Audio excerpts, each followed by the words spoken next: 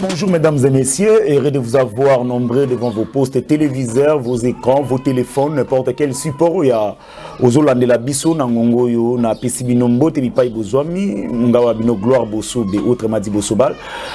Dans le barasoko moni longi nangai, ce qui veut dire qu'il y a du nouveau, ce qui veut dire qu'il y a l'information. L'information est zanini, vous tous vous savez, gouvernement et bini, oba obengango gouvernement ya ba guerrier. Et c'est bini tozela ki yango ba mbala na mbala et bini. Awa gouvernement bini, vous savez, to yebaki ke nona sima gouvernement oyo yo makambo ebele ko bima. Ba ebele ba kolongwa na union sacrée, ba ebele ba kosala makambu, ndenge bazela ki bango peut-être baza dessus. Effectivement, la réaction est bandit au bima de partout. Raison pour laquelle, sur Bolanda qui émission Nangaï, la fois passée, j'avais reçu une personne, Azala Kametre, Yena Kombo ya Armand, Azali Moro ya parti à Lambert Mende, tout solo là qui naï. Je crois que le débat était vraiment pris l'ascenseur à tel point que non. Télévision le Weza Rangonga, et Sengaï Kato Kata, mais Batubeli va regretter qu'il va lobby que non, tout 4 émissions. Mais tout le monde était. Gouvernement bimi. Menda souki wapi. Parce que vous, si vous vous souvenez, entre Ngaïna Maître et Zalaki moi, Kiti Kiti, que ceux qui babimité, Barozala Kaka, na union sacrée, to Barolongwa na union sacrée. Si vous avez yo tali, est-ce que yoki komboa Mende? Ou yoki komboa José Makila? Roubé Roi depuis 2003, Zanga raté na gouvernement, Roubé Roi Zangi. Mende abimité. Mais est-ce que Moutounaya Zali? Le col à Moutalobaï qui est notre kate maboko. Il y a Moutoulouki et Lusus. C'est un jeune politicien, jeune par rapport à âge, mais au Abundi déjà na Bitumba Moulay. Il s'appelle Maître Armand, c'est avec lui que nous allons essayer un peu à se débattre. C'est Moko Yabaoba Bunda Kapindana Ndeko Lambert Mende. Je lui récite ce matin, Maître, bonjour. Bonjour Ndeko Gloire. Esengo eza ngai mingi ya kozala lisusu na lato ya MKB MKBez donc plateau est commis na honneur ya koyambanga mingi, je suis très content kasi ambona banda entretien na ngana yo na zoleka na ko féliciter d'abord ba tunyoso baza promis na kati ya gouvernement utiko bima bazo ba mbote na ngai ba mbote ya honorable Lambert Mende azali initiateur ya CCI na regroupement na biso alliance CC allié. En tout cas eza gouvernement moko ezo mona na misuke ekosa musala malamu yango chef de l'état tika kozwa oya biso botondi. Parce que a tenu ma parole naïe. Représentativité à Bassi, 27% c'est une bonne chose. Donc ça avance. Tout le monde est jeune. La majorité, en tout cas, il y a gouvernement, il y a bateau, il y a bakoti. Et ça bilonga sika. Ce qui est une bonne chose. Et puis ils ont mingi bilingue. C'est-à-dire ba figure yo ebane ko beti sabatu mabaku. Figure emblématique. Topé. Zangarati. Bon, emblématique, c'est trop dire, mais ba figure mingi bandai ko beta mabaku. Tomoni mingi zongite ba o ba zongi tomoni ba profil na bango pe. Eza ba profil moko ya mutuya ya malamu. Donc félicitations na bango, mandat ilamu kasi ba travailler pour na peuple. So tomoni pe mbilinga ba dérapage. Tokoya to frapper, to pe sawa ya biso makanisi. C'est bon, maître. Je crois que notre côté appelle Nenge, Banakin Bazilaka, Nenge Bana Congo Bazilaka. Tout côté nous a bouzindo thématique à Maxolo. Maître, à quoi le gouvernement ici et que ça ni na gouvernement, il y a eu le Kamba. Je vais m'expliquer pour comprendre bien. Le gouvernement il y a eu le Kamba. Abandaki ko lela ba journaliste ba ministre mso ba auto ça a été pourquoi parce que babandaki ko dépendre na ba autorité morale na bango. Mais le gouvernement wana ezalaki deux personnes Fachi na Kabila. De l'autre côté plutôt moni ezaka ba regroupement na ba force politique ndem petit nzibatu. Est-ce que ba koto ça sama est-ce que kozalaka ndenge moko te na oya ilukamba en quoi le gouvernement ici ils sont différents dans le bon, La différence, c'est d'abord sur les plans politiques, de 1. De 2, la différence, c'est sur les plans constitutionnels. De 2, la différence, c'est encore sur les plans de la moralité. De 3, la différence, c'est sur les plans du respect de la parole qu'a tenu le chef de l'État.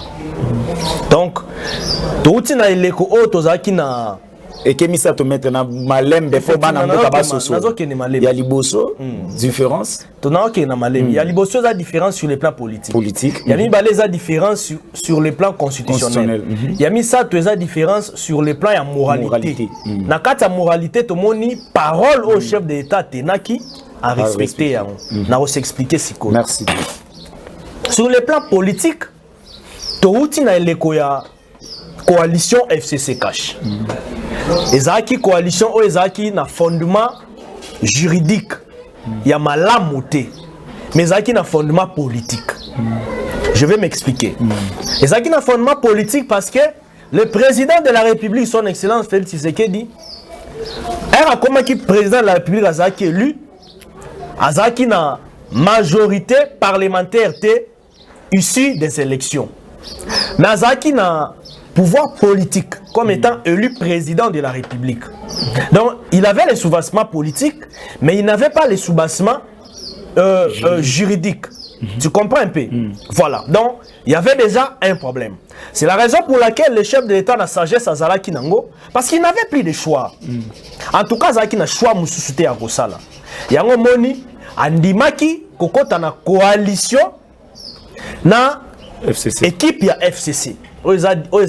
Qui dirigeait Nandeko Joseph Kabila, que je salue aussi. On a le toujours mérite dignité, malgré Toebi Kebele Konaye, a commis ça Gimboka Péan et Sike Sengela quitté. Ça c'est vraiment Aza Congolais, Azo mérité dignité. On a PC Mbote na Mamo Live, c'est Azali pour Baïba Congolais. Alors, Mkonzamboka Félix Tshisekedi a la coalition Nandeko Kabila, ma proposition pour le gouvernement. Il y a coalition Salama, gouvernement et ensemble, on a coalition Salama, proposition à FCC et Outaki Pandeko Kabila. Vous comprenez un peu? C'est-à-dire qu'il y avait une même mise de Joseph Kabila derrière, Bato Bande Kotina Nakatia, gouvernement. C'était déjà un problème. Donc, proposition et Outaki pas Kabila. Ok, il y a pas FCC. Pour la Kota Cash, Ezaki, son excellence Félix Tshisekedi, Nandeko Vital Kamere, Oyazaki, Oyaza partenaire naye, Ndeba Sangana, il peut atteindre Batuna Baon. Tu comprends un peu? Voilà. Donc il y avait deux mêmes mises. Ça c'est une réalité évidente. Deux mêmes mises. De l'autre côté, il y a Fati, de l'autre côté, il y a Kabila. Oui. Sur le plan politique, il y avait deux mêmes mises. Alors, juridiquement parlant, il y avait déjà un problème. Parce que le président de la République n'avait pas la totalité du pouvoir. Il faut tout le bain. Il n'avait pas la totalité du pouvoir. Azaki n'a pouvoir moko un peu partiel. Pouvoir n'a qui permet la totalité, qui limité comme on peut le dire. Parce que selon la politique comparée à l'Obara, il n'avait pas la totalité du pouvoir. Il avait un pouvoir partiel. Alors, excusez-moi parce que moi un peu grippé, mais il quand même qu'on répond à une invitation parce que beaucoup des insistances. Alors, Toye, pourquoi on a mis en place un gouvernement? Gouvernement Koti. Chef de l'État n'a pouvoir comme État garant de la nation, il se sentait mal à l'aise. Il se sentait bloqué, limité à un certain moment. Papa, mais non, mon konzambo quand même qu'on respectait Mibeko. Il y avait les textes. Il y avait des textes qui régissaient le fonctionnement du gouvernement. Programme du gouvernement, c'est un programme commun entre FCC et Nakash. Alors, les chefs de l'État, pourquoi on a une prérogative totale, pas comme on a pouvoir total, na pouvoir moko ndenga na lobaka. Non, ça a un pouvoir discrétionnel. Pas comme on a pouvoir moko au-delà de la limite constitutionnelle. Il fallait qu'en réalité que le chef de l'État puisse se débarrasser de cette coalition pour avoir le corps électoral, avoir le corps constitutionnel, avoir carapace constitutionnelle, la carapace politique. Tu vois, sur le plan constitutionnel, il y avait un problème parce que FCC cache, ministre Oyaki comme premier ministre Aoutaki na FCC, azaki na soubassement il y a parlement. Maître, pardon. Azaki na soubassement parlementaire. Pardon, maître. Avant que tu aies expliqué sur le plan constitutionnel, Tozon ana nous na oyo lobby ya liboso. Sur le plan politique. Sur le plan politique. Sur le plan politique, na rolano na boké lobby ba et loko la Kabila banaye ko tinda batu. Les problèmes banaye ko za la poser wana. Wana 1. Loko la Kabila banaye ko tinda batu problème ezali poser wana. Pensez-vous que non ba Moïse peut batindi batu. Ben batindi ya ye batu. Pensez-vous que non batu wana ba rejoindre ba injonction ya Bemba tendenge ba ya Kabila ba banaye ko zo ya Kabila. Deuxième question pour aux Zambala moko maloba. Soki président akoki ko gérer coalition abatomi balé na gouvernement te po bazana bazo ka 2 personnes bazo ka mutu moko. Est-ce que ko gérer o ya bato baza en groupe? O eza éparpillé koto Kabila, koto Félix, koto Moïse, koto Bemba, koto Nani, koto Pemende. Akoko ko gérer. Po tikinga na sur le plan politique na katikati ya maloba. Sur le plan politique, on a pesi eza ba argument moko ne baloba ba soubassement na planter des corps. Mais na développement na kata développement na siko sur le plan constitutionnel ne ba redécouvrir les pourquoi. Merci. Voilà, je na peso biano na makambo utu ko tunanga na sur le plan constitutionnel. Sur le plan constitutionnel, le problème c'était à quel niveau? Lorsque nous savons tous que le Premier ministre Azara nommé ici la majorité parlementaire. Majorité parlementaire Zaki a Ndeko Kabila. C'est tout le babon. Yango moni lo lendo na le fond de Zalaki na kati ya FCC pour na soubassement wana. Kasi tango siko chef de l'État. Ba député oyo bazaki na kati ya FCC ya Ndeko Kabila. Na ba député mususu ya parti politique na ba regroupement politique mususu o eza na ba alliance na nini na cash consort ba INC ba ensemble ainsi de suite l'ensemble de tous ces députés de tous ces élus est basé conscience. En fait, c'est là où je félicite ba élu na biso ya Assemblée nationale. Même au niveau du Sénat, malgré la Assemblée provinciale, la zone où ba défaut que kozala, mais conscience patriotique au bazouaki, conscience nationaliste au bazouaki, pour lever équivoque au la CNDO ezaki na kata fonctionnement ya mboka par l'entremise à chef de l'État azaki bloqué limité. En tout cas, na félicita bango mi. Non, kanyaka ou pas entre guillemets. Wana eza nango nde tolobaka ba biloba loba ya bato. Kanyaka ko kotambola. Naza pa bato na décriaki si réellement eza ke mosole tambola ki na ba eza anti valeur. Parce que nga na félicita ki côté moralité na côté conscience. Parce que tout part d'abord de la conscience. Tout part d'abord de l'idée. Vous comprenez? Na psychanalysme ba esa rabiso ba Emile Dikenande ko loba lobi nyonso utaka na makanisi ya mutu. So makanisi ya mutu ezoko kana nukolungwa na étape ya anti-valeur te pona kokene étape ya valeur, c'est déjà un problème. Mais au monde ya ba pam o ekomi ko tiama déjà na kati ya ba moralisation ya classe politique, ils a de l'eau faut encourager. Alors, et baye ko se décider bazui idée commune ya ko soutenir vision du chef d'État à lancer qui a union sacrée. C'est par là où maintenant le pays a pris le rythme de décollage.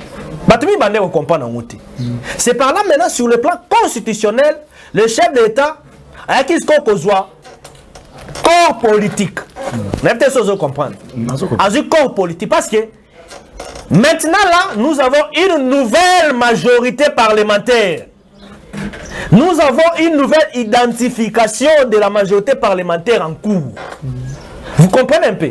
La commission déjà travaillé sur Yango, il y a identifié une nouvelle majorité parlementaire parce que ça déjà, c'est déjà constaté.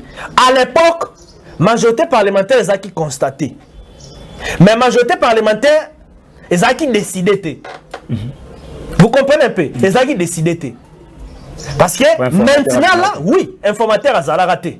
Il y a un monde dans lobby, Azaki décide, majorité parlementaire Azaki décidé. Azaki a constaté. Parce que là, il n'y avait pas informateur, il fallait qui a kende koko tata la tala, atala réellement majorité parlementaire yango eza ya nani eza wapi eza le groupement politique nini ozo comprendre eza na kan nini mais si quoi avantage eza que majorité parlementaire wana eza na ndingisa ya sikoyo na même ya yemoko le président de la République na kata vision ya union sacrée tout le monde a adhéré na kata vision pour adhérer dans un regroupement politique ou soit pour la regroupement politique ou parti politique et ça sous forme de déclaration c'est ce qui a été fait vous comprenez déclaration en haut nyonso bandimaki ke biso to koti union sacrée tout consort c'est déjà ça en fait l'adhésion dans une nouvelle majorité parlementaire en cours nouvelle majorité parlementaire on les a déjà identifiés et pas informateur ils a déjà dégagé et tika liga ezala confirmé ezala validé et vous a validé wapi na niveau ya parlement ba travaux ils a déjà en cours na kata ba commission vous comprendre ne nazo maniola ba idée na ngai ça dit actuellement maintenant sur le plan politique le chef de l'état a les corps politiques a latinzoto sur le plan politique a jusqu'au force a ko agir sans que mutu ingani a dicté to mutu ingani atindele sous mutu ainsi de suite c'est pourquoi moni même na ba choix na ya sali mbaloyo eza ba choix oyo outi na mutu na yemoko par rapport à la proposition salami par rapport à ba négociation salami a imposé à défalquer na kata ba compétence o batindelie nde aponi mutu moko nde omoni une cinquantaine ya gouvernement ya ba membre gouvernement et bimi c'est une bonne chose omoni ta ezaki munene na ba 60 et quelques est réduit donc tozo kendena ko réduit c'est une bonne chose alors sur le plan moralité maintenant na maloba chef d'état lobaki yango na gouvernement zoya ezala gouvernement moko oyo jeunesse et qu'on a pris en compte basi pourcentage na bango 30% et qu'on a négocié prise en compte ba figure à siko baroya et qu'on a la mingi na kati et aux abilongi ya batoyo bazana ba prépondérance ya ko travailler mingi et puis batoyo bazana image ya malamu ndinga na population congolaise ce qui a été fait alors si quand le rebiso photo ça les aki to accompagner si ko gouvernement oyo après investiture ba kota na masolo ba yela biso programme gouvernemental parce que le programme est déjà en train d'être fait ba par regroupement politique nyonso dès lors bo adhérer na kata union sacrée déjà ndingi sepe samaki ya munamta me maide na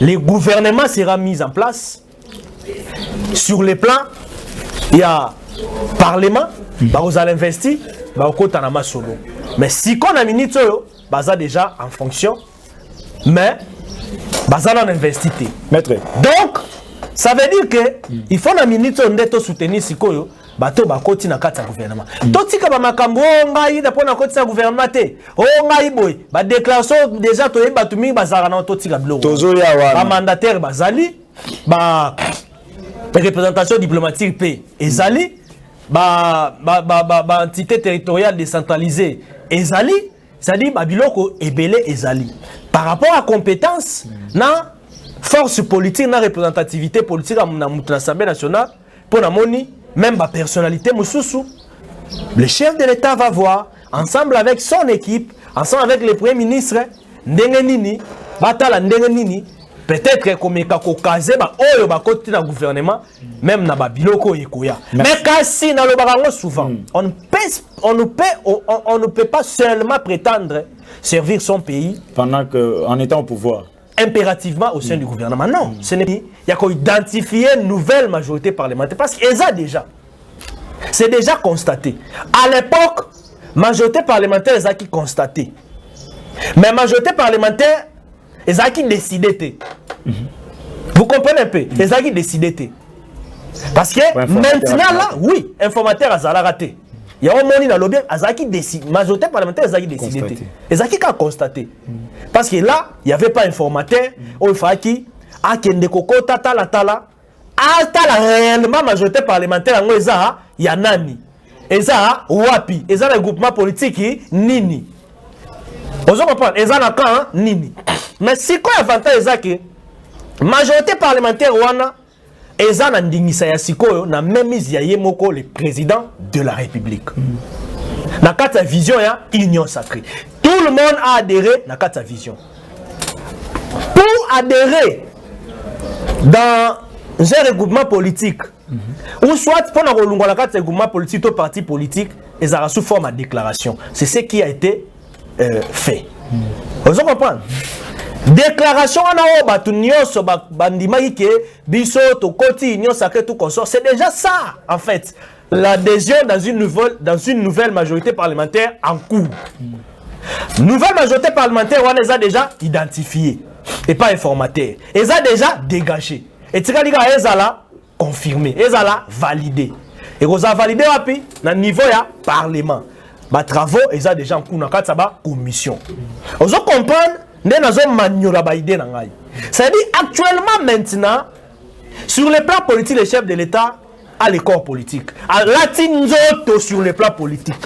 A jusqu'aux forces, à quoi agir sans que Moutouingani a dicté, to Moutouingani a tindele sous Moutou ainsi de suite. C'est pourquoi moi même n'a pas choix na ya sali mbaloyo, ils ont pas choix au outil na Moutou na ye moko par rapport à la proposition salami, par rapport à la négociation salami a imposé à défalquer na kati ba compétence o ba tindelie nde aponi mutu moko nde omoni une cinquantaine ya gouvernement ya ba membre gouvernement et bimi. C'est une bonne chose. Omoni ta ezaki munene na ba 60 et quelques to réduit. Donc tozo kendena ko réduit. C'est une bonne chose. Alors sur le plan moralité maintenant, na maloba chef d'état lobaki. Chef d'état lobaki yango na gouvernement zoya ezala gouvernement moko oyo jeunesse et vous a pris en compte. Basi pourcentage na bango 30% et vous a négocié prise en compte. Ba figure à siko baroya et vous a mingi na kati et vous a bilongi a batoyo bazana ba prépondérance ya ko travailler mingi et puis batoyo bazana image malamu ndinga na population congolaise. Ce qui a été fait. Alors, si quand il y a une photo ça les acquis, tu as accompagné si le gouvernement après investiture, bakotanama solo, ba y a un programme gouvernemental parce que le programme est déjà en train d'être fait. Par regroupement politique nyonso. Dès lors, bo adhérer na kata union sacrée déjà ndingi CP samaki ya munamta me maïdé na e. Le gouvernement sera mis en place. Sur les plans, il y a Parlement, vous allez investir, mais si on a minute, vous déjà en fonction, mais vous allez investir. Donc, ça veut dire que il faut une minute de soutenir si vous bato bakoti na kati ya gouvernement. Totika ba makambo ngai na pona koti ya gouvernement te. O ngai boy, ba déclaration déjà to yeba tumi bazara na totika bilo. Tozo ya wana. Ba mandataire bazali, ba représentation diplomatique P. Ezali, ba entité territoriale décentralisée Ezali, c'est-à-dire ba biloko ebele Ezali. Par rapport à compétence, na force politique, na représentativité politique à l'Assemblée nationale, pour la moni, même la personnalité Moussoussou, le chef de l'État va voir, ensemble avec son équipe, ensemble avec le Premier ministre, Ndengenini, Batala Ndengenini, peut-être comme il y a un gouvernement, même dans le biloko ekoya. Mais kasi dans le barango souvent, on ne peut pas seulement prétendre servir son pays pendant qu'en étant au pouvoir. Impérativement au sein du gouvernement. Non, ce n'est pas ça. On ne peut pas se dire être au service du pays impérativement si on est au sein du gouvernement. Avant tout, maître. On peut ou ne pas être au sein du gouvernement, on peut ou ne pas être au sein, ou soit dans la responsabilité de la chose publique, mais on continue à gérer quelque part dans son domaine privé ou soit dans son domaine professionnel en servant le gouvernement. C'est-à-dire on n'est pas obligé seulement d'y être là-dedans, dans la gestion de la chose publique, pour le bakeno nga na servir gouvernement ou soit chose na kati to lobi nga na servir gouvernement non mutuna mutundinga ndinga esika zali akoyi komema apport to pe en plus na epo na mboka kende liboso ataza na kati ya gouvernement maître Menga s'est retrouvé na gouvernement teningi nezamba banda ya banda ekota kota presque baliboso azanga s'est retrouvé teningi. Non, c'est par là même nazo saluer bravoure. Et puis, esprit à ouverture à Mokonzi Nabiso Lambert Mendo Malanga. Ça parmi bah, top 5 élus à République démocratique du Congo, ça vous le savez. Un grand leader, grand notable dans Sankourou. Tout le monde que Sankourou Kimia il fait quota. Parce que tout le monde est koulou tout qui tengue doyen na pesi mbote. Tout le monde moussa les sami vraiment malam. Par exemple, Bandeko Christophe Lutundula, affaires étrangères, na moni Sankourou a eu le quoi 4 représentations dans 4 gouvernements. Donc 4 ministères. Mende à côté de non, attendez. Le problème ce n'est pas de voir Mende ou pas. Non. Mende c'est un Congolais. C'est un Congolais. Ndenge chef d'État soka baga pour na nga travailler, ndenge pas pour ni mutu mususu na kati ya bayo biso to tindaki. Madame Anne-Marie Karoume. Mais oui. C'est par là même nazo féliciter Madame Anne-Marie Karoume. Parti à Mende et un gouvernement. Nous sommes au sein du gouvernement, nous sommes représentés. Vous avez représenté. Je tiens à présenter mes sincères félicitations. Mais oui, c'est une dame. C'est par là moi nazo loba que la mère Mende azaba un modèle. La mère Mende c'est une valeur. Mais lui, on est un ministère. Bon. On a encore la polémique. Il y a relation avec les parlements. Nous avons eu les ministères des relations avec les parlements. C'est vrai que les ministères ont un portefeuille. Les entreprises, ça c'est vrai. C'est vrai qu'il y a des taille, tout consort. C'est vrai, nous sommes politiciens. Il fallait peut-être que ça soit l'euro européen à Malonga. Nous sommes des politiciens, on doit quand même être quelque part aux hommes qui non. Aux appels à moi accès, à gestion à Mboka. Mais ministère Moukeza a raté ça ministère. Voilà, donc on a un ministère. On remercie les chefs de l'État. Nandenga Pesibiso, opportunité dans le cadre du gouvernement de travailler. Nous allons accompagner Madame Anne-Marie Karoume. Azana soutien à Bisso et à CCI Mobimba. Là, je vois l'autorité morale Lambert Mende à Pessie.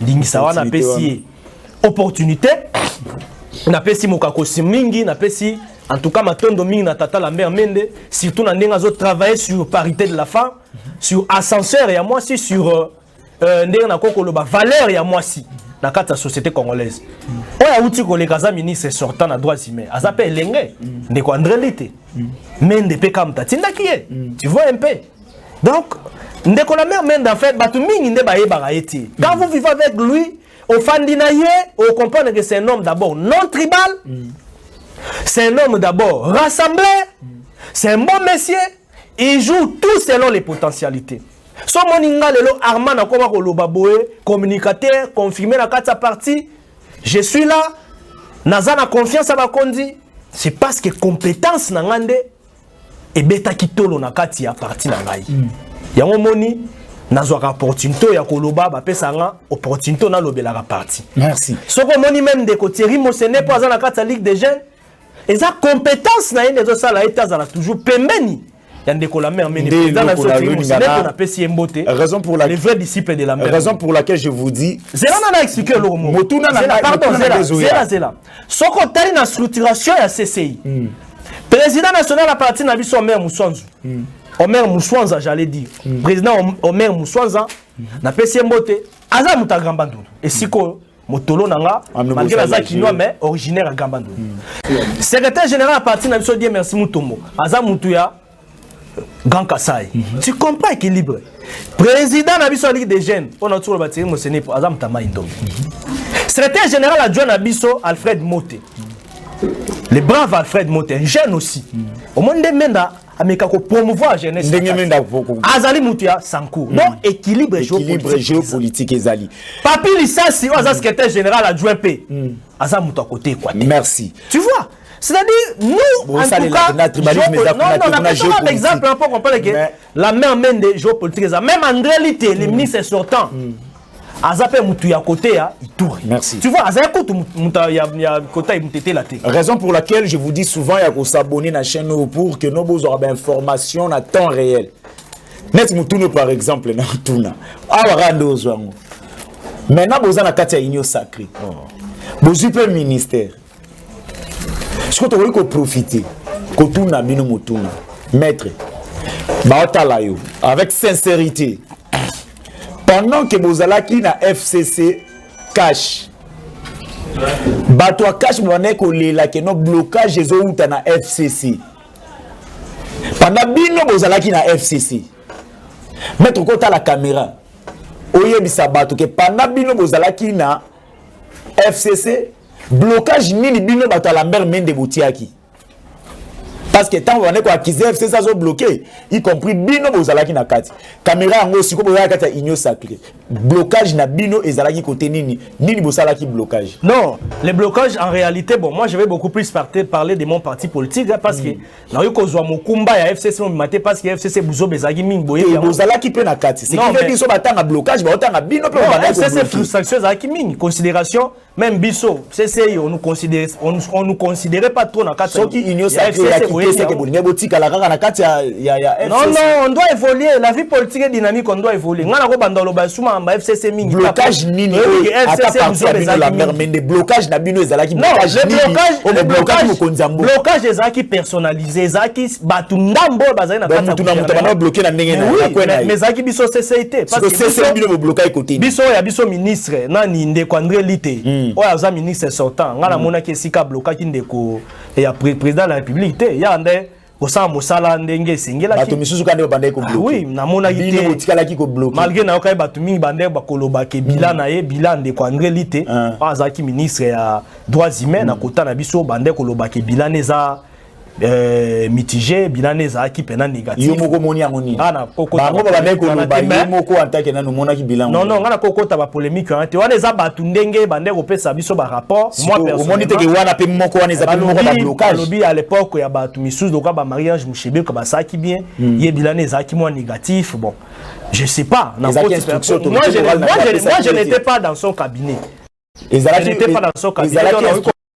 Ça va précision mingité. Les alaki instruction aux autorités morales n'a bien appelé ça qui est pour bloquer le gouvernement. Non non, la mère mène c'est quelqu'un qui aime la méritocratie. C'est d'abord la mère mène c'est un travail. Non attends. Bilan la mère mène dans le ministère les cas qui comme étant scientifique. Bon monter la salle ça malam. C'est communication partout. Dans le bas qui on a monsieur autour les cas. On a aussi même pour na pour la mère mène atika bal likolo. Problème exact. Ti même pour na. C'est que nazo bande ko parti muyaya, nazo pese festation comme aza pensia ifasi. Eza bisiko so peto utaka fato ke ko sala ba kelasi mususu. Aza muto ayebi déontologie journalistique. Aza muto tozo espérer qu'il y a quand même apport communicationnel à malam na kati ya ministère. Maître zonga nanga awa. Contrairement na oya uti kolela. Zonga nanga awa ye azakuna na communication. Biso c'est to bloquer qui président Fatite. Biso tozaki na botosi. Qui bilan na ye za négatif. Ce qui veut dire que non même de muta pona qui est pour à la place. Eh wana na lobby c'est l'oba source na possession na ngai. Wana ezanga zo engagé parti na ngate zangai. C'est notre observation na source. Oyaki bande ko pesa nga ba source mingi na musala ndeko wana André Litande ko sala. Balobi était bilan ezaki négatif. Donc kokaki masala balobi to eza vrai que bilan na ezalaki négatif. Bon, nga na kokota na polémique té, na kokota na polémique té wana eza ba information même ya ba ONG mingyo ezaka na miso na droits humains nde bande ko pesa ba rapport wana. Yango na tuni eza maloba ya ndete pour rotia ba kota jambe na gouvernement ke mukonza mboka sa lelo roté. Non, pour preuve on a un nouveau gaz on a place à la. Non, pour preuve on a un nouveau ministère. Bon, eux qui m'dete yo journaliste. Bagaze salama. Olingi na banda siko kotanga ba kombo ya bato ba ebisinga ba pesa ba rapport ya. Non, c'est ça que moi je dis. Ya bilan négatif ande ko André Lite.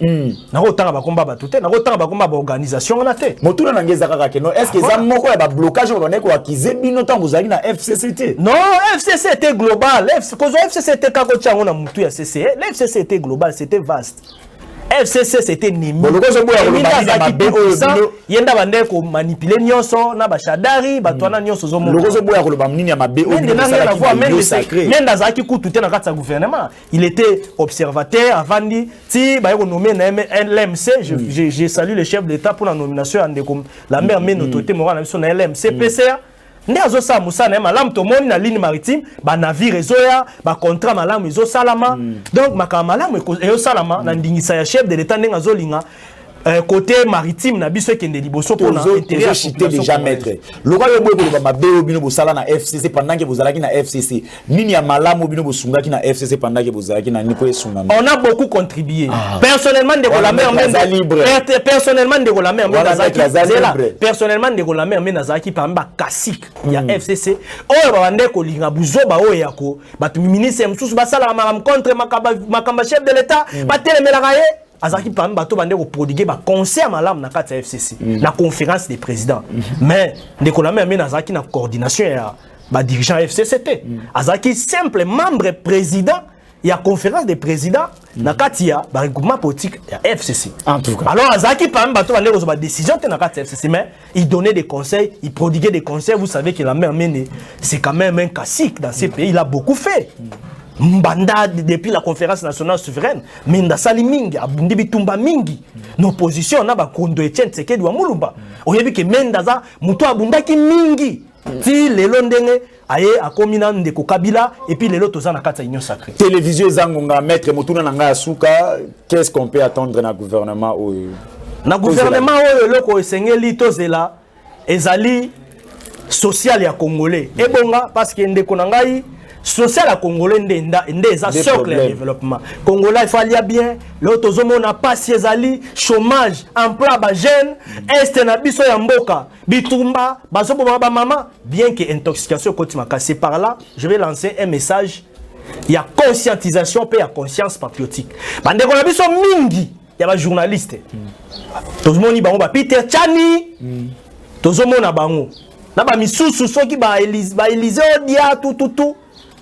une dame baza bato na respecta mingi parce que moi-même na wasa métier wana vana ki kosala ba kelas mosusu basalini mais baza na intoxication moko na ndeko soki ngani Pierrot Loua ou soki nani baza ba recruter bango na o bazo benga na ndeko nango Jean-Pierre Kayembe o azaki vous avez des émissions vous avez côté RTG en ndeko ya mabiso na émission vous avez des preuves non mais on a des preuves non ba komi ko kata ba image ya mabe ba intoxiquer population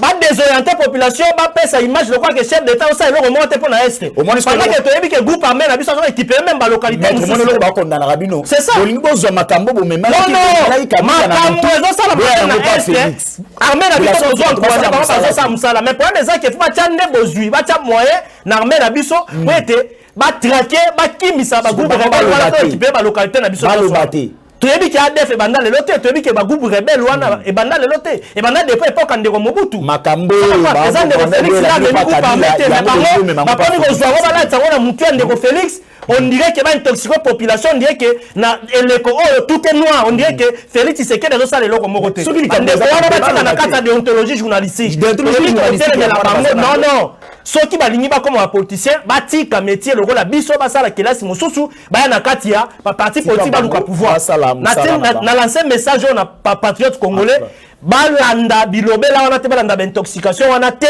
o ba journaliste wana bazo désorienter population eza soni kibambisi to asala makambo wana te zela asala makambo wana te na yote mais baza ba grand baza ba éminent journaliste bango bazo mikota na buzo bana bututu balenda ko mbongo na ba officine na bango ba réseau mabe nyonso wana ba détruire image chef d'état ndike mukunda mboka zo sala mosama lamu te biso to lobi ete toza parmi bato tozo souhaiter réduction il y a ba casque bleu à Monisco c'est vrai mais quand si Monisco to ko benga na yebo ete na potopoto pour Monisco aza na charte na ya fonctionnement il faut les kana parlement peut-être il faut to réviser ba mission na tozo ba mission mosusu ya motu ya to ba na Monisco ce qu'il faut ko benga na Monisco et cause à la processus nous avons des relations bilatérales na États-Unis d'Amérique na Occident on se comprend alors ba soda mingi bazala kata Monisco ba africain bazali tolobi ete ba sunga biso pe exactement comme le Monisco ça le logo te non Monisco do ça musala mais quand tolobi te musala na est insuffisant il faut to meka un peu ko revoir mission ya Monisco na niveau assemblée nationale pour to pesa la prérogative mususu wana peut-être tokemala mais kasi armée na biso nde il faut to pesa ye chance to pesa ye ba moyen peut attaquer makambo ezo le kana kata est merci maître ya ko répondre na invitation Merci beaucoup Ndeko. Raison pour laquelle je vous dis souvent de vous abonner, parce que ma camouise belé sur la toxicité. Je crois que prochainement, maître, je vous invite encore le mercredi. Disons le mercredi à semaine pour que tout aussi ça penda si j'ai. Bon, qui passe à mingi, mais quand na Ndeko pour na insistance, pour ndenge bandeko bazo benga mingi. En tout cas, na za content, mais quand si gouvernement na biso bimi, toza disponible à travailler pour to kende liboso. En tout cas, félicitations au chef d'État, félicitations à la ministre. Nous ministre Abisso, Maman Marie Karoume. Nous sommes là disponibles pour tout travailler pour benga koma ekozala malamu tosuki apona mukona lelo. Merci na baonyo surtout basungi biso na technique. Merci na bao bazo s'abonner to pesi bino. Merci to kutani prochainement pour na lelo tosuki awa lande émission oyo landi oyo hein ekozala malamu poto ya mamutu ya parti mususu eza émission moko surprise na tanga komba mutu to kutani prochainement. Ciao.